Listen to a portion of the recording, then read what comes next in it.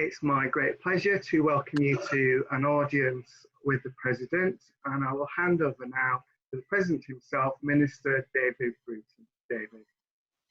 Thank you, Al. Good evening, ladies and gentlemen. A very warm welcome to everyone, wherever you are in the world. Thank you for joining us tonight. As Al has explained, each week we deal with a different subject that gives us the opportunity to explore spiritualism, our experience, and I hope also to learn from people that have a great deal of experience who are joining us here every week as my special guests. Tonight, the subject is trance, and I know that this is a subject that interests an incredible amount of people, and my guests this evening are certainly well schooled in this particular discipline. I'd like to welcome first Minister Judith Seaman. Now, Judith is without doubt an incredibly hard worker for the Spiritualist National Union, and I think it will be easier if I tell you the committees that she hasn't been on rather than the committees that she has. But she's currently chairman of the Education and Exponents Committee. She is also, for her sins, vice chair of the General Purposes Committee. She is, of course, a former president of the Spiritualist National Union and was the second lady president in our history. The first, of course, being Jessie Greenwood back in 1923, and Judith became president in 1996. She's also been vice president of the union for many, many years. She is a course organizer and tutor at the Arthur Findlay College, and also served as the college's principal for many years. She works internationally. I know that she has a great passion for her mediumship, for her teaching, and for her spiritualism. And I'd very much like to welcome Judith and thank you for joining us. Thank you, David. Our second guest this evening is Minister Simone Key. Simone also has worked incredibly hard for the Union over the years in various positions, serving on the NEC when I first became involved some years ago on the NEC. She's a former chairman of Training and Awards. She's also been chairman of the Collegiate Committee and senior tutor at the Arthur Findlay College for a good few years. Simone is also course organizer and tutor at the AFC and also works internationally. So both Judith and Simone tonight are having to get used to not jetting around the world teaching with the lockdown. So, you know, it's great to have them both here in one place for a little while. So ladies, thank you very much for joining us this evening. I'm going to begin by asking you a couple of questions to get your insight into this fascinating subject of trance, and then we will open the floor up to our guests here joining us this evening and give you the opportunity to ask any questions that you particularly want. So Judith, can I begin with you and ask you when you first became aware that you were a trance medium? Well, that's a rather difficult question to answer, David, because I now know that I was accessing the trance state prior to going to school, but I didn't know what it was at the time. Okay. I have one very vivid memory. My mother and father lived with my grandmother and grandfather, and grandmother moved house every 12 months. So we were moving house and I wasn't at school, and I was sat, they put down a sofa and I was sat on the sofa with a teddy, and there was a clock put on the mantelpiece and the clock was ticking, and I just disappeared into this world.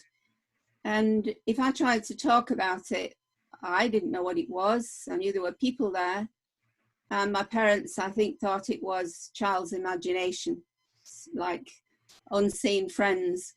But as I grew a little bit older and tried to tell them about it, they didn't understand. And then they witnessed it on one occasion and took me to the doctors because they thought I was ill, because I'd fallen into this semi-comatic state, was what they called.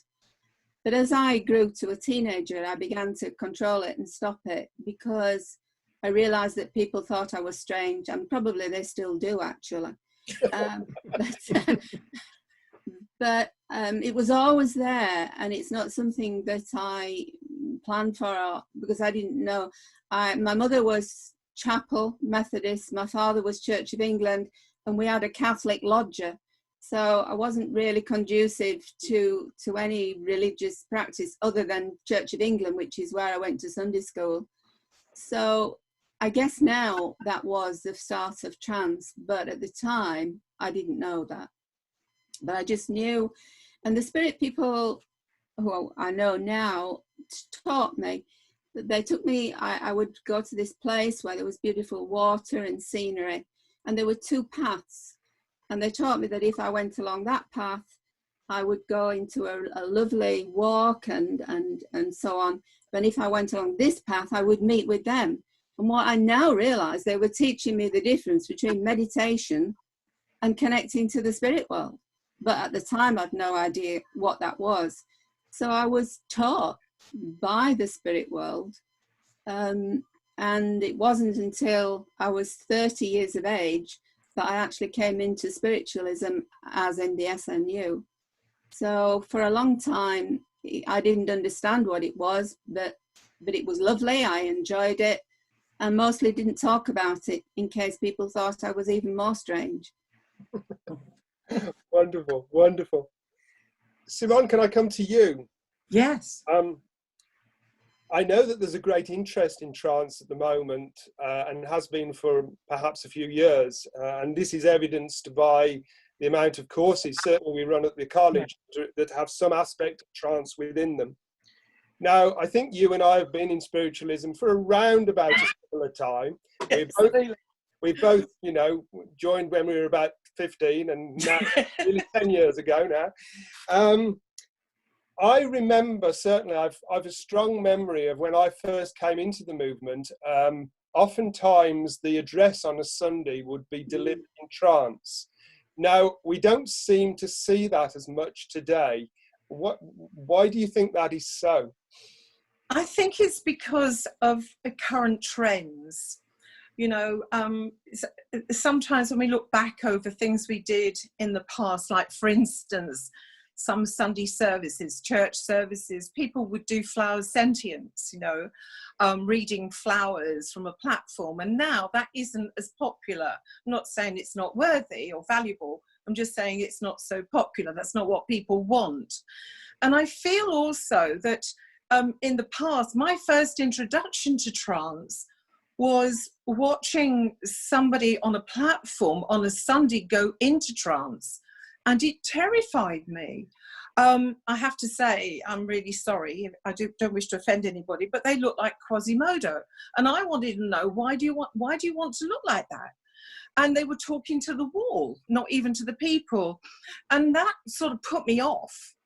And then, and now as we move on, you know, I feel that trance works better with an audience that's compatible with the understanding of the medium.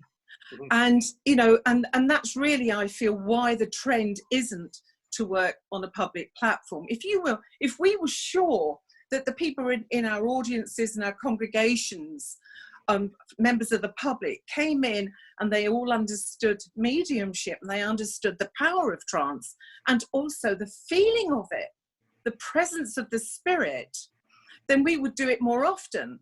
But I feel we're being, if you like, assessed or judged by the public, and if they don't get a message today, unfortunately, the majority of the new public, that's what they look for.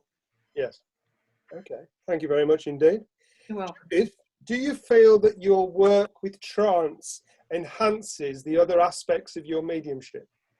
Yes, I do. In what way? Well, just recently, as you know, I've been working on revising some of the course notes, and along with Stephen Upton, Minister Stephen Upton. And one of the things that we feel perhaps is missing from the consideration of trance mediumship, and we think that we should give it a new name and call it spirit control mediumship, because the trance state in itself is just that. It's not spirit communication in the control state until the control is in place, till this connection, thus the medium is becoming passive to some extent and receptive to the mind of someone in the spirit world, and allowing those minds to blend together and to flow through then the medium for whatever reason, whether it be speaking or demonstrating, although we see very, very little demonstration of evidential trance mediumship. There's only one person that I know that I think can do that to the level I would expect, and I'm not going to name that person unless I have permission to do it, and I don't. But she's laughing. Thank you. Thank you, Judith. So again, that used to be more common, because in those days that Simone's talking about and going back, mediums were trained to be speakers or to be demonstrators, to be jack of all trades, which is what we seem to have to be today. So the speakers were often trance speakers because that's what they focused on.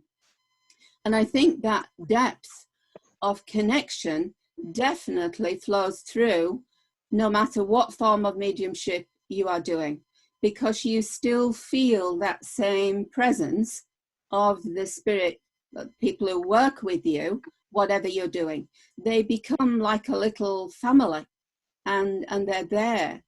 And whatever I'm doing, I mean, I'm not aware of them as in Tom, Dick, Harry or anything like that, but that presence, that energy which they build and have built with me over a lot of years is there, whether I'm speaking, giving evidential communication, healing, whatever. That same presence is there. Can I ask you, Simone, very quickly, you do trance healing, am I right in saying? Yeah, I do, yeah. Do you feel that the energy is stronger working with the trance state than it would be if you were just doing normal healing? Okay, I think it can be, but I think to me it's irrelevant personally regarding the strength. It's the effect. You see, when the spirit works with us in the trance state, it's they're working with us unconditionally. They're healing that individual unconditionally. In other words, I'm not interfering.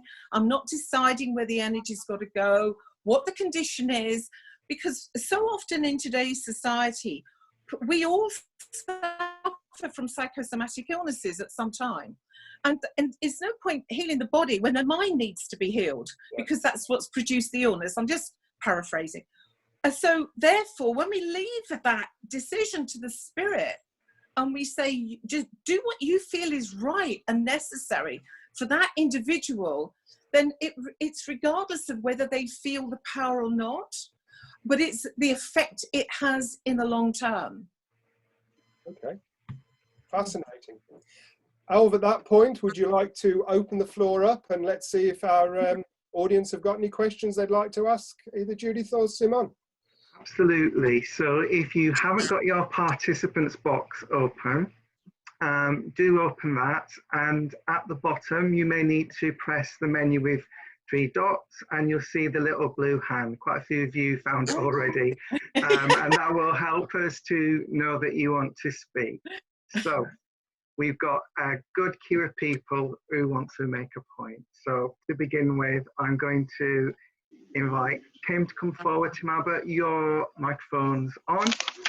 Thank you very much. Good evening, David. Good evening, Tim. Lovely to be with you again. Simone and Judith. In the past, excuse me, my voice is gone.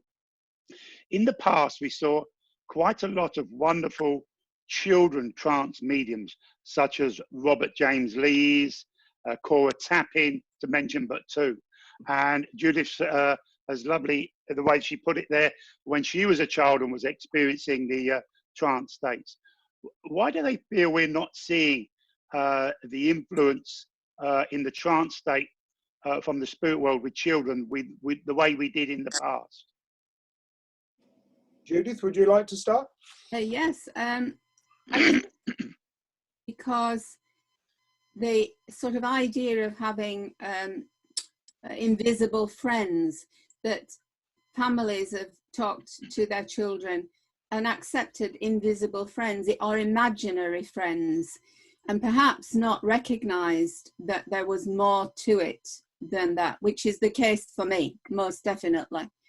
That there were, because they had no idea about spiritualism or mediumship, my family, and we were not connected to anybody who had. The only thing I can remember my mother saying to my grandmother once about Mrs. somebody or other, who helps the police when there was a missing body. And that seemed to be the only thing that they knew anything about, as I look back many years later. So if there, and we don't have the lyceums anymore now, they just disappeared, where the children went and learnt about spirit and spiritualism. So I think that's a big gap, if you like, in that there's not very much facility for children to express this, as I didn't. I just stopped talking about it because it was too complicated when I did talk about it. So I think maybe those who have it repress it, just as I did all those years ago. And without the Lyceum movement within spiritualism, there's no, well, there are some Lyceums, but not very many. There isn't a fertile ground for them to be taught and to understand it. And so that's part of it, probably. My own son is very much aware of spirit, but not as a trance. He's an artist and he can draw spirit people and did as a child in church with us, but he has no desire to follow that route. So I think, again, that's another reason that sometimes in our modern world now, with all the technology, everything has changed tremendously. So perhaps lots of reasons, Tim. It's a pity, a great pity. Yes, I agree. I mean, it would have had to be treated very correctly and gingerly, but as you rightfully know, some of the children of the past, trance mediums of the past, fantastic. Yes, well, I mean, as we all know, Gordon Higginson sat in service with his mother from the age of 2, but was not allowed to do trance. Fanny restricted him, and he told the story often of going to a church, I can't remember the name of the church now, as the boy medium. And the speaker, because they were always a separate speaker and demonstrator then, didn't arrive. And this man was known for being regular and punctual. Everybody travelled on buses then, no cars. But he didn't arrive. And the chair lady said to God, "No, what are we going to do?" And he said to her, "Well, you'll have to do the address, Mrs. whatever her name was." But they started the service, and he suddenly stirred himself and thought, "Oh my goodness, I've fallen asleep. My mother will kill me." But anyway, he then stood up and did his demonstration, and I'm trying to cut the story short, went into the anteroom with the chair lady, and she said to him, "Gordon, that was a wonderful trance address that you gave." And he said, "What? I did?" And she said, "Yes, you did." "Oh, my mother will kill me." And she said, "No, she won't, because the control said, when you go home, tell her to get the envelope out of the drawer." So to cut a long story short, he did that. Fanny took the envelope out of the drawer, which when Gordon was named, the name wasn't given his spirit name. It was placed in the envelope. Oh, wow. He was told to put the envelope away until it was time. And when she opened the envelope, his spirit name was inside. And that was the control that had spoken through him on that afternoon in church, spontaneously. Gorgeous. But it would be gorgeous if we could see that in common days, in modern days. Yes. Yeah. Wonderful story. Thank you. Thank you, Tim, for that. Thank you very much, Tim. Question? Yeah, so I'd like to invite Chris to come in now. If you could unmute your microphone, Chris, you're welcome to come in. Thank you. Okay, thank you. Good evening, everyone. Hi, Chris. Question. Good to see you. Nice to be here. A question to Judith and Simone. It was actually touched on briefly. We were talking about there's very few evidential trance mediums demonstrating.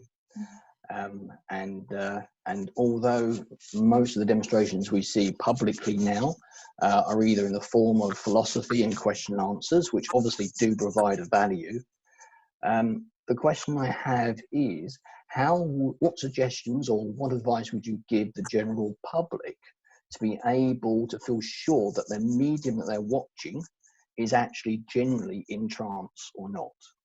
Because obviously as a medium you could sense the presence of the spirit world with the communicator, but the general public coming in, how would you get them to be aware that there is actually a spirit control there? Simone? Like I first of all, I think it is incredibly difficult for anyone new to this to decide if somebody is in trance or not. But if you were asking, say, somebody who you know who is going to a service for the first time or going to an event for the first time, and you ask them to feel the energy. Now, very often when we're working publicly, you can feel the energy in the front row, but you don't feel it at the back row. And when you're in the presence of spirit, everybody should be feeling that power, not just the front row. So that's a start. Also, I can only repeat what the spirit world has told me. When I first started teaching, the very, very first started teaching trance, there were just a couple of occasions where I really wasn't sure. And I said to the spirit world, how can I tell if this person is in trance or not? And they said to me, if you're asking the question, the answer is no. And I'll leave it there. Okay. All right. All right. Thank you.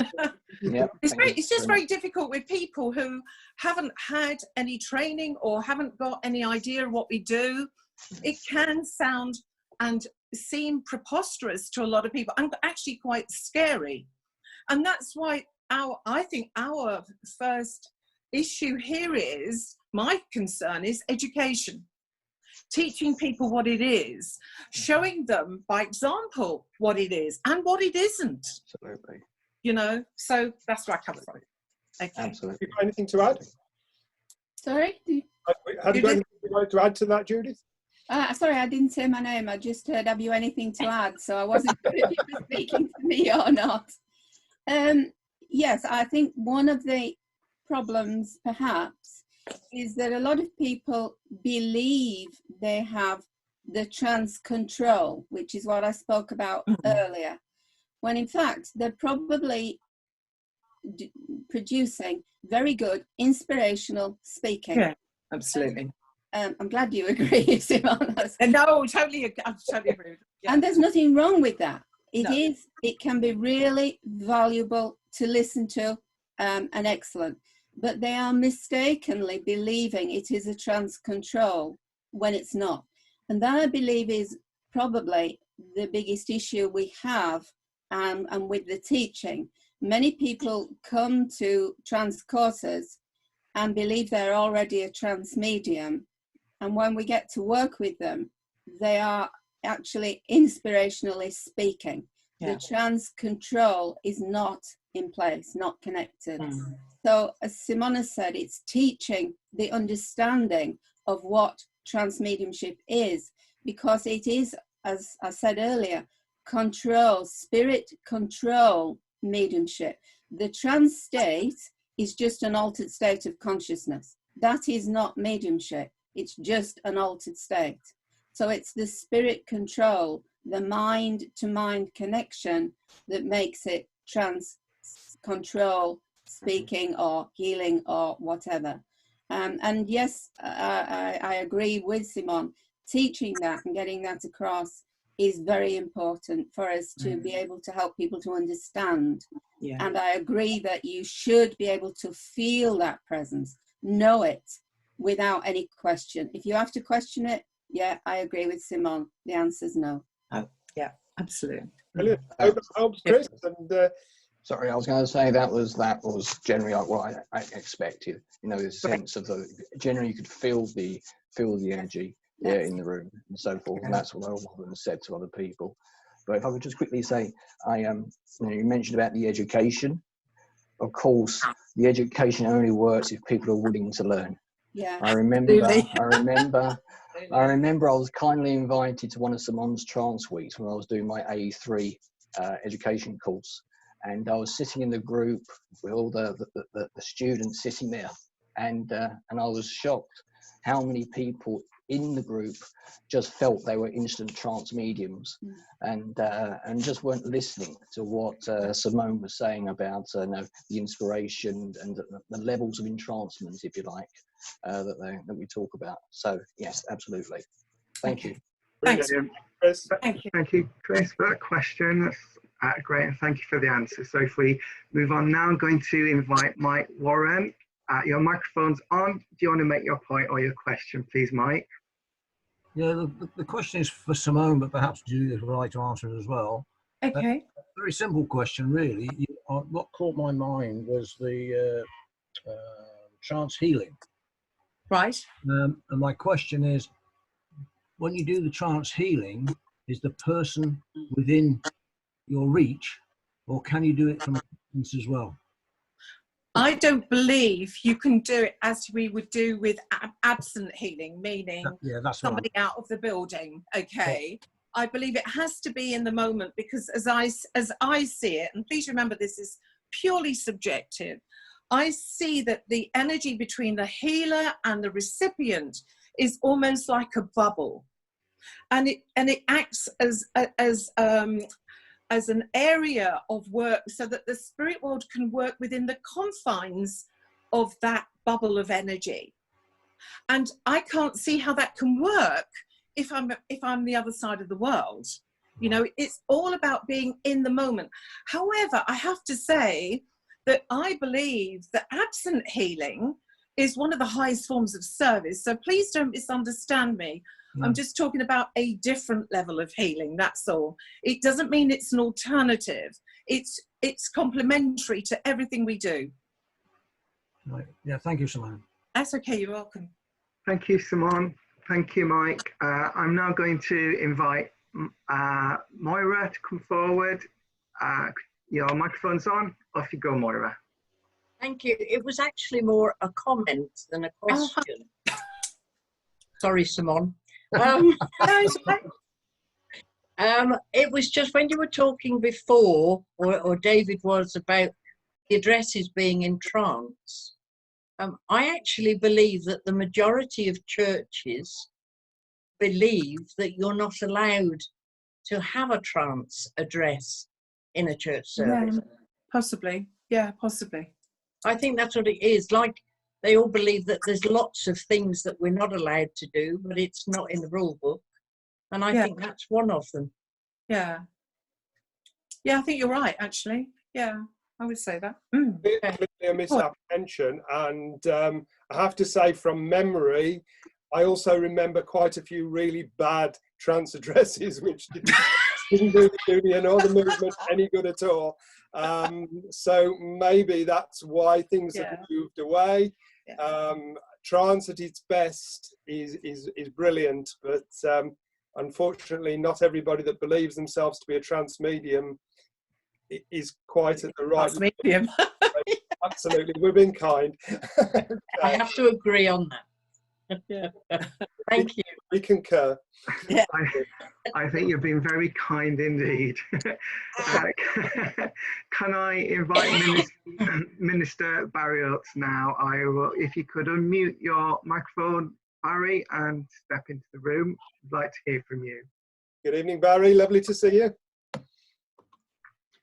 Good evening, David. The question is from me, actually. It's from my wife, Caroline, sitting beside me. I've been listening to them talking about trance. Now, we spent 18 years in a teaching group, nothing to do with speaking and demonstrating. Barry never knew what went on for 18 years. He was the mouthpiece for spirit. But I was told that when my spiritual door opened, if I had the courage to walk through, the work will begin. I have a long history getting there, but we booked David Young to do an evening demonstration. He was so badly handled by his hostess. They come in the church and he said, "I'm sorry, ladies, I can't work. I'm getting the train, the taxi's coming in half an hour." And he turned round and he says, "But don't worry, Spirit's told me Caroline will do the service." I haven't done anything except chair, prayer and reading. I started at 7:30 and I finished at 9 o'clock. I said, "It's your work, you want it done, you do it."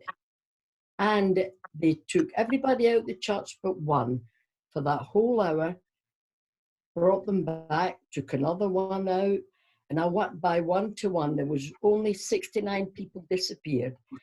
And that's how I began my work. I knew nothing about, I didn't want to be a medium or a speaker, but they knew different. They knew different. And people asked, a young lad in Darlington asked me what my qualifications is. I says, "I don't have any SNU qualifications, but I have 2 of my own." They said, "What are they?" I says, "WOS. Ah, and WFS. Says, "I've never heard of them." He said, "Are they different to spiritualism?" I says, "No. To me and my teachers, I was privileged to allow them to do the address, which meant that was the work of spirit. And I also was very privileged to allow them to use me to communicate. I was working for spirit." Now, I done that for all the years that we worked on, and I never once had to think what I was going to do or what I was going to say. Because the minute I was booked for a service, I used to say, "Right, friend, it's your work. You want to do it, I'll go along, and you'll have to work hard for me." And it worked favourably all the time I worked. But we were taught by the mentors who taught us that when you go into a spiritualist church, you have a doorkeeper there and a doorkeeper there, a spiritual doorkeeper. And they will wind a golden thread all through the people in the church, so that when you work, whatever kind of spirit work you do, everybody will be linking in with you, even if they're not aware. That's how we were taught in spiritualism. Mind you, they were old stages. Okay, I agree with that, Caroline. Caroline. Yeah. I agree with that, Caroline. I call it the web that connects everybody together. So I was taught like that. Yep. Yeah. Brilliant. Thank you for that point. Brilliant. That's great. I'm going to... Young man, before you go, I met you the first time you came to Stansted, in the bar. I remember that well, obviously in the bar. Thank you. I'm going to invite Carolyn to come forward now. Thanks. Okay. Hi. Good evening. Hi. It's a phrase called A3. I've never heard that before, so I was just curious as to what A3 is. That's one for Judith. A3, what's that? Chris was talking about doing A3, one of the advanced courses. It's an advanced educational course. A stands for advanced and 3 is number 3. Yes. They're not in circulation anymore now, the advanced courses. They were taken out of circulation some years ago. We are now looking in the future, not just yet, to reintroducing them, revising them and reintroducing them, because they are rather out of date now. Okay, thank you. Easily answered. Okay, Chris, would you like to come back in again, please? Yes, indeed. I want to be greedy and try and get 2 questions. That's all right. Talking about education regarding trance, It's been a while since I've looked at the awards that are offered, but I was just wondering, isn't it time the SNU offers an award for trance? And that one, I think I need to pass that back to the president. Oh, thank you. I think you know why. Well, I'm thinking it will probably encourage people to educate themselves in that area, because I know a lot of people who do demonstrations work towards them via the education and the PAS and so forth. And maybe, you know, we can improve the quality of trance mediums, or at least their knowledge base, by offering awards in that subject. I can say that it's certainly something that we've discussed, and we've considered it, and the NE committee under Judith's chairmanship is doing an amazing amount of work, revamping the courses, updating the courses, and I think that I would hope that that's something that we can address in the not too distant future. But we definitely need, I think, to get some of the foundation courses right in the way we want them first before we move on from there. Yes, I mean, I'm sure you have an opinion. No, yeah, we've started with the accreditation level courses, because if you're going to build and strengthen, you have to start with the foundations. Exactly. And if we try to do everything all at once, then it'll be a hash. It won't. So we're working across the 3 accreditation level courses now. A new replacement for the PAS course is ready and will be launched very shortly. The HAS course has already been launched, and we're now working on the CAS, the Church Administration. From there, we're going to work up to CSNU and then to DSNU, to diploma level, because the diploma level has been neglected. There's no question about it. And this is where the advanced courses come in. So they had been withdrawn, they were not in use. We've got copies of them. I did the advanced courses, as I know Chris has done. I did them for my, at the time I did my demonstrator's diploma, it was an advanced diploma. You had to do 3 advancand courses to take the demonstrator's diploma. That's because I'm old and it was like that many years ago.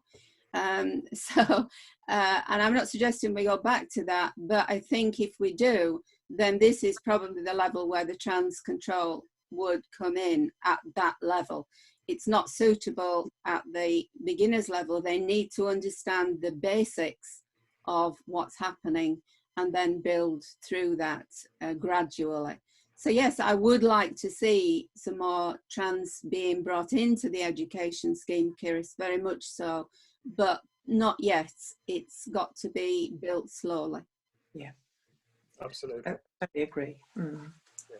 Thank you, Chris, for your second question. Alf, do we have anyone else? We do. Can I invite Della to step forward? Your microphone's on, Della. Would you like to ask your question or make your point?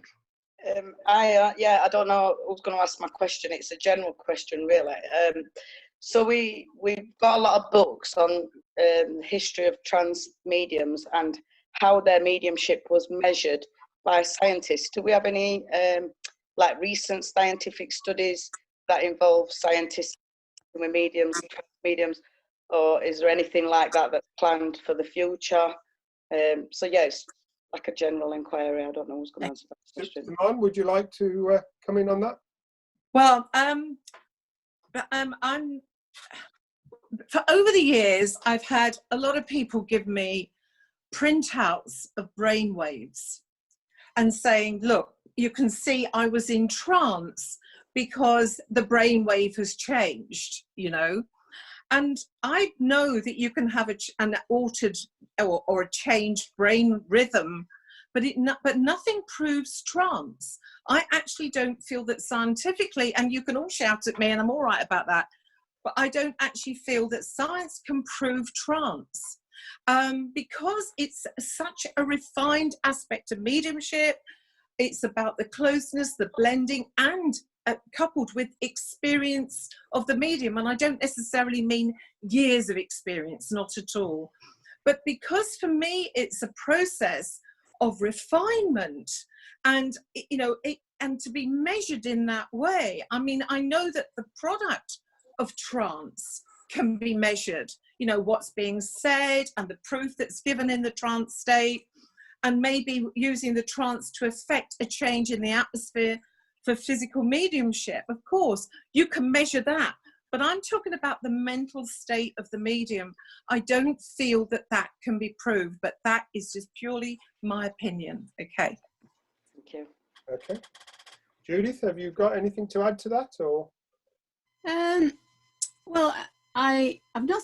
I mean, maybe Chris Connolly would like to have a. Yeah. As well. I know Chris has done some work on. Yeah, but my only experience really is that I did work with Professor Archie Roy when we had the PRISM group, Psychical Research Involving Selected Mediums. And we worked with some equipment. And one test that he had me doing, we had a small group of students who I was teaching, whatever, tutoring, and he sat with his equipment. And when I was aware of the trance control, making that connection, beginning to take that control and begin their communication, he was watching his equipment and I couldn't see his equipment. So I was saying, I was sort of nodding to him and making him aware that the control was there. And he said afterwards, every single time it was spot on. The needle on his machine swung dramatically, which it shouldn't have and wasn't possible to do. So that's the only thing that I've been involved in as far as equipment is concerned. And he thought that that was worthwhile. Okay. Though I say I'm not, science was never my subject at school. So I'm not very aware of it, but that's the only test that I've been involved in. The only thing I would say, if that's okay. Yes, of course, Simone. Yeah, what I would say is when I first started working, or started not working, but becoming interested in the trance state, I did a lot of personal experimentation. I was very, very fortunate. There was a small group of people who were prepared to sit for me, and they were honest. They were sincere people, and they would use their awareness to see changes in the energy on a purely subjective level. And also there were certain things that I would say to the spirit world, I want to achieve this, to see if it was genuine for me, not for everybody else. I wanted, the biggest question we all have, any trance medium has, is, am I deluded? And we've got to get past that. And the only way to prove that to ourselves is to find proof within it. And that's why I was talking about maybe not just with brain rhythms or brain waves or frequencies of energy, but with the product of it. What's being said, how it's being said. Is it beyond the medium's capability? You know, is it possible that the atmosphere in the room has changed to such a degree that there's other things happening within that room? You can hear the voices, you know, that are extraneous from the medium's own mind, is what I'm saying. That was my proof. There is something come in the chat box. It's usually the dialect and the linguistics are often beyond the knowledge of the deliverer stroke addresser. And certainly that is true. Yeah. I sat in an old-fashioned circle in a little bungalow with a lot of people who were a lot older than I was. And in that, the seance room was just that. And it was wired for sound, but all the recording equipment was in another room, not in the seance room. And on one occasion, I spoke in a language through the trance state, which nobody knew what it was. And it had to go to a language laboratory to be checked out. And it was a very old, archaic language. And I was amazed at that. But I had been having some doubts myself about, is this me? What's going on here? Yeah. Am I crazy? That's not the right word. And I think when you have those doubts, the spirit will show you that and that's what happened. And I have spoken in other languages, but that one was the one. This little group, they recorded everything, and they sent the recording to a language laboratory, and it was a big test. It proved to me that my thoughts had been picked up, and they'd shown me the answer. Yeah. And following on from that, I know a lot of people are interested in the science aspects. I do want to bring Chris Connolly back in quickly, just to hear his thoughts. Chris, are you still there? Yes, I'm still here. Oh. So to directly answer the question, there's quite a bit of research out there looking at trance mediums. The problem we have is that academia doesn't really know what a trance medium is, nor understands what the environment needs to be conducive for a trance medium. So if we talk about trance mediumship and the structures of the brain and so forth, the work that's been done there, very much as Simone has said, you know, the brain waves themselves across the different studies that have been done don't seem to suggest there's a particular or a specific frequency or anything like that that's conducive for trance. You know, you look at one trance medium, you see some sort of brain activity, you see another trance medium, you see another type of brain activity. And so it seems to suggest that the mediumship is very much constitutional to the medium themselves. Oh, I'm good. I'm glad about that. The thing we do see, the thing that does seem to be a common theme across the brain activity is what we call the lateralization of the hemispheres. Which we mean by that is that normally the brain is very much in sync, the left and right sides work together, but what we normally see in a trance state or in mediumistic states is that the right side, the right hemisphere of the brain seems to be more active, more pronounced in sort of activity than the left. Now, that kind of makes sense because we're trying to switch off the logical type of rational aspect to ourselves. So it may not necessarily indicate trance. I mean, it could just indicate a state of consciousness where we're being creative, for example. But there are other studies, for example, in Brazil. They did some studies with automatic writers that were in trance, obviously. And they looked at the structures of the brain, and they found that those structures that they expected to be active in terms of the prefrontal, the motor cortex up here in the brain, weren't actually active. So they were quite puzzled by that because, you know, you had these spirit artists drawing these wonderful portraits, doing all this automatic writing, and yet the part of the brain that deals with the cognition of thinking and constructing thoughts and moving the hand, those sort of areas of the brain where they expect to be active, they found weren't active, are actually very almost dormant. And so the question arose from the academics, researchers was, well, how are they drawing? How are they writing if those parts of the brain weren't active at the time? So it's very unique. You know, it's not possible to say you are definitely in trance. All we can say to somebody is that this particular state of activity in your brain is similar maybe to other trance mediums that we know of, and we respect or whatever, but there isn't a particular frequency. You can't say it's an alpha frequency or a beta frequency or anything like that. It used to be commonly said. Thank you for that. Thank you, Chris. And I just want to put something in on behalf of Anne, who's asked in the chat box, and it does follow on really from the things that we've been saying over the past few minutes. And she asked really about how would you, us as a practitioner, not delude ourselves and understand that what we're experiencing is trance and rather than perhaps inspirational speaking. So I guess we just talked about how science can test it externally. How do we validate it for ourselves? Anne is asking, I guess. Okay. Or Simone, whoever, both of you. Right, okay, I think it's me. Okay. The first thing I would do is, this is what I did. I was very lucky, as I said before, to have a few people, about 4 people who would sit for me, who were honest, but not cruel. And they were mediums or mediumistic, and they would be able to feel and sense and know energy.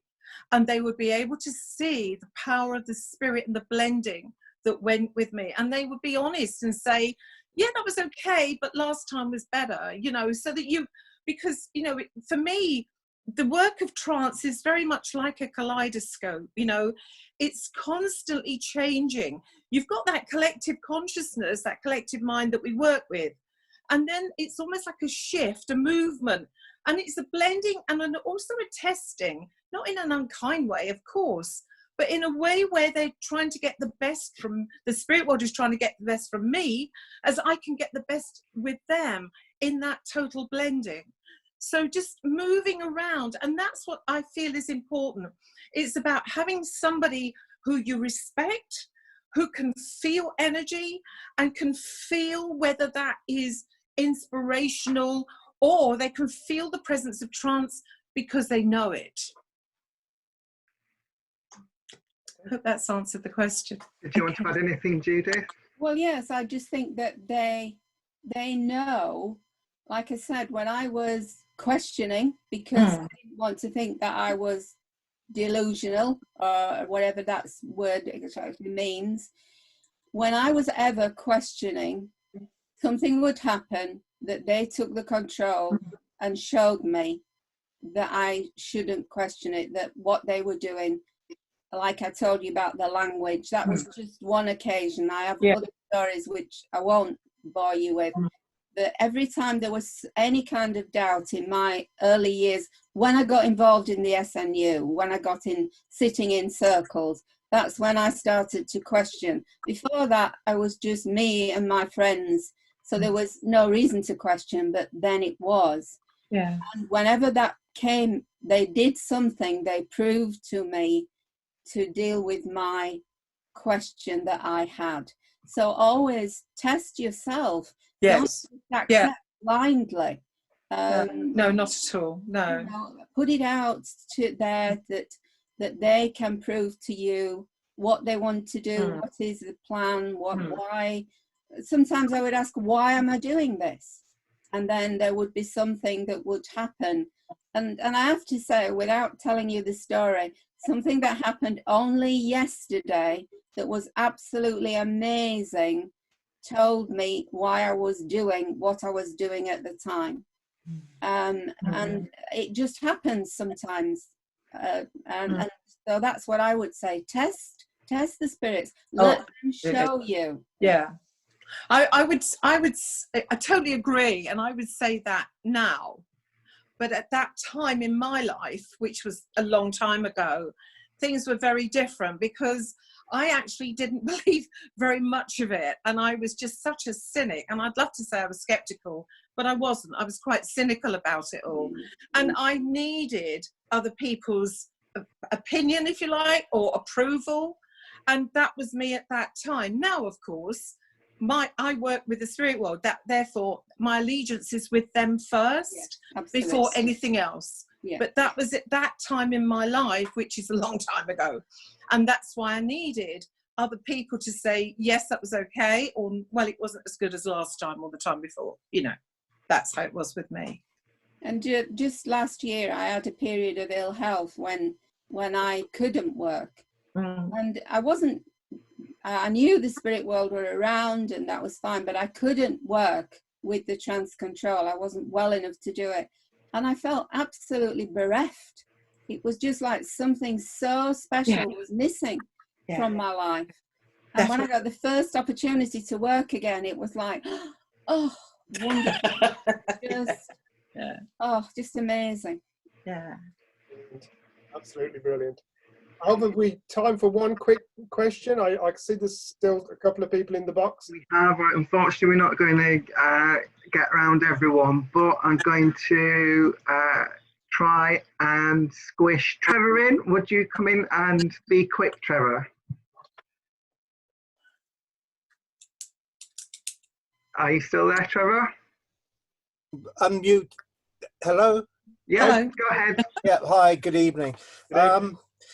more of a comment actually following on, but I was fortunate enough back in the 60s to sit on a regular basis with a medium who would go into trance, and amongst voice and everything else, one of the things that she would also do was automatic writing. And one of her helpers or guys was actually a very sweet Japanese lady, and she would come through and write with the most exquisite handwriting joined up, but she would write from right to left. Clever. And the only way you could read the writing afterwards was in the mirror. You had to hold the mirror up to it. So I don't know how that would sit with this, you know, a scientist sitting there, but I challenge anybody to do that. Yeah, me too. In a non-trance-like state. Yeah, definitely. Yeah, me too. Okay, David, I think we're almost out of time.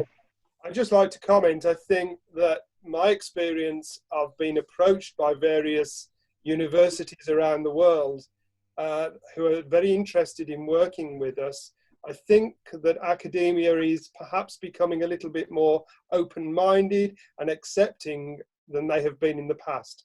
So if we develop these relationships and these understandings, then I think it's going to help to further our cause and to expand the thinking and the understanding within the academic community of what we do and what we know to know. And that's got to be a powerful thing. Yeah. Ladies and gentlemen, we've had a most fascinating evening. I'd really like to thank Judith and Simone for both joining us and giving us a brilliant evening. We've had some excellent questions and we've all learned quite a lot, I would imagine. I'll just quickly tell you that next week our chosen subject is ministry, and we'll be welcoming Minister June English, Vice President of the SNU, Minister Janet Parker, and Minister Suzanne Gibson-Foy, who will be part of the panel to talk all things ministry, which is an important part of what we do within the Union and within our spiritualism.